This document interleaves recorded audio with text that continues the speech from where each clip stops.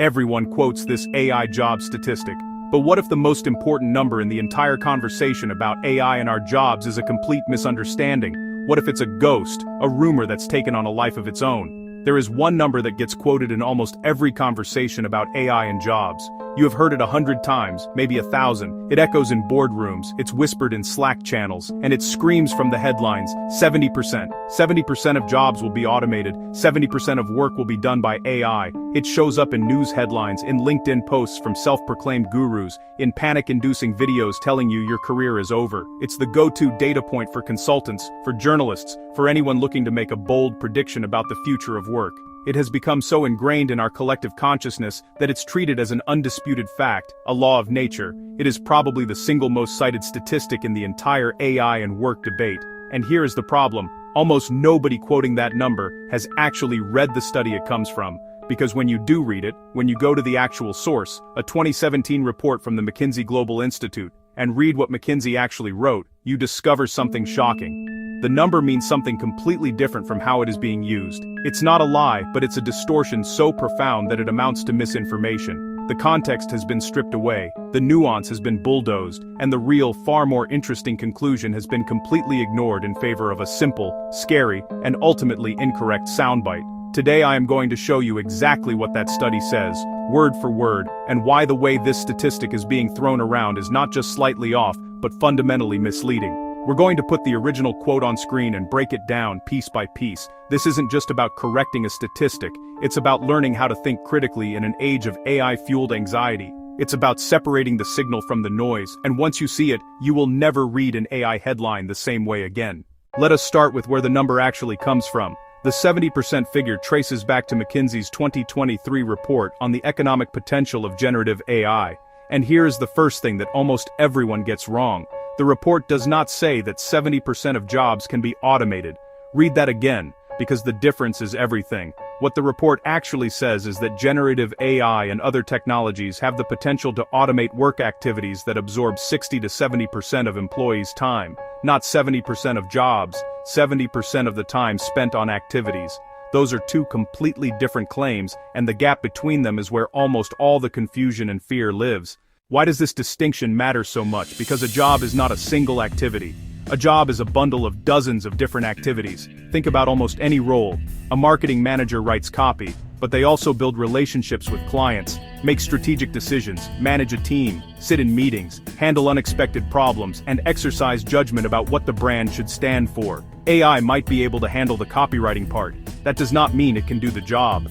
When McKinsey says 60 to 70% of time spent on activities could be automated, they are saying that across the economy, a large chunk of the individual tasks people do could be assisted or automated. They are explicitly not saying that 70% of workers get replaced. In fact, the report says the exact opposite, and I am going to show you the quote. Here is what McKinsey actually wrote, and this almost never makes it into the headlines. They state, and I am quoting directly, that this doesn't necessarily translate into the automation of an entire role. The study's own authors went out of their way to say that automating activities is not the same as automating jobs. The people quoting the scary version of this statistic skip the sentence that immediately clarifies what it means. And it gets more interesting. Let us talk about the timeline, because this is the part that gets erased completely. When people say 70% of jobs will be automated, they make it sound like it is happening next year. But the actual McKinsey report gives a very different picture. Their scenarios estimate that half of today's work activities could be automated somewhere between 2030 and 2060, with a midpoint around 2045. Read that range again. Between 2030 and 2060, that is a spread of 30 years. The midpoint is 2045, roughly 2 decades away. This is not a prediction about your job disappearing next quarter. It is a long, gradual, multi-decade transition of the kind we have seen many times before in economic history. The panic headlines take a 30-year, gradual activity-level shift and compress it into an imminent job-level catastrophe. That is not a small distortion. That is the entire meaning of the study being flipped. Now let us look at an even more specific McKinsey number, one that almost nobody quotes because it is far less dramatic. In their report focused specifically on the future of work in America, McKinsey estimated that by 2030, activities accounting for up to 30% of hours currently worked across the U.S. economy could be automated. 30% of hours by 2030 at the activity level. And here's the crucial sentence that follows. Again, quoting the report almost directly, they say they see generative AI enhancing the way STEM, creative, and business and legal professionals work, rather than eliminating a significant number of jobs outright.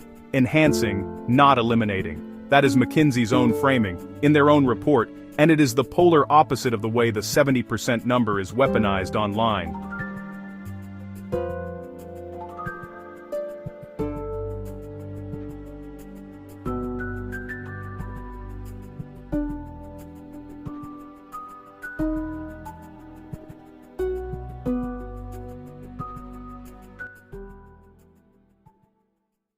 So why does the scary version spread while the accurate, more complex version stays buried? It's a critical question because the answer reveals a fundamental bias in how we process information, especially about disruptive technologies like AI. Our brains are wired with a negativity bias. We pay more attention to threats than to opportunities. This ancient survival instinct is now a vulnerability in the digital age, making us susceptible to narratives of fear over fact. Understanding this dynamic is the key to navigating almost every statistic you will ever encounter about artificial intelligence. The accurate version, that a growing share of work activities could be gradually automated or assisted over the next 2 to 3 decades, is genuinely important. It suggests AI will enhance most professional roles rather than eliminate them outright. Of course, the specific share of automatable activities varies significantly by occupation and industry, but this detailed, multifaceted reality does not fit in a headline. It doesn't trigger our primal fear response. It does not make you click. The distorted version, however, is a masterpiece of cognitive simplicity. 70% of jobs are about to vanish. It's simple, it's terrifying, and it's instantly shareable. It bypasses our critical thinking and goes straight for the amygdala. In the brutal competition for our attention, the nuanced, accurate version doesn't stand a chance. It loses every single time, not because it's wrong, but because it's complicated. This isn't necessarily a conspiracy of lies, it's a conspiracy of incentives. Nuance does not travel well on social media, but fear is viral. The original number gets stripped of its context, its timeline, and its careful qualifications. The report's authors likely modeled multiple scenarios, acknowledging that real-world adoption faces immense friction from technical, economic, and regulatory hurdles. But all that complexity is the first casualty. What survives is a scary, decontextualized fragment that means something the original authors never claimed or intended, and so, a misunderstanding becomes the dominant narrative, shaping public opinion, influencing policy, and causing widespread anxiety. It's a cycle that repeats itself, leaving us less informed and more afraid. Breaking that cycle requires a conscious effort to seek out the boring, complicated truth instead of settling for the simple, terrifying lie. And there is one more layer to this. Even McKinsey's own AI leadership has publicly added context that rarely gets quoted. One of their senior partners, speaking about this exact statistic, said that while 70% of employees' tasks today could be automated, in 20 years he expects 50% of them will actually be automated. Notice what that means. Even the person championing the number is describing a 20-year timeline for reaching a level below the headline figure. And he framed the whole thing not as a jobs apocalypse, but as a platform shift, comparable to what the internet did to distribution. That is a fundamentally different story from the one you have been sold. So, after navigating the maze of headlines, statistics, and expert opinions, what should you actually take away from all of this? It boils down to 3 core principles that can help you see the AI revolution with clarity instead of confusion. First, and most critically, learn to be skeptical of any dramatic AI statistic you encounter. These numbers are almost always presented without the crucial context that gives them meaning. A headline might scream that 70% of work will be automated, but it deliberately omits the nuance. The difference between automating individual activities and eliminating entire jobs is not a minor detail, it's the entire story.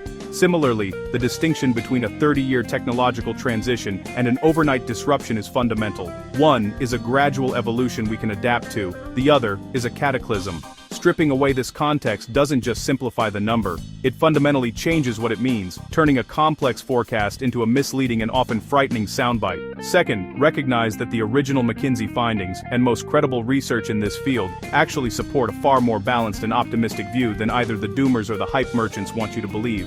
The narrative isn't a binary choice between utopia and apocalypse. The reality is one of collaboration. Yes, AI will automate many tasks, especially the repetitive and data-intensive ones.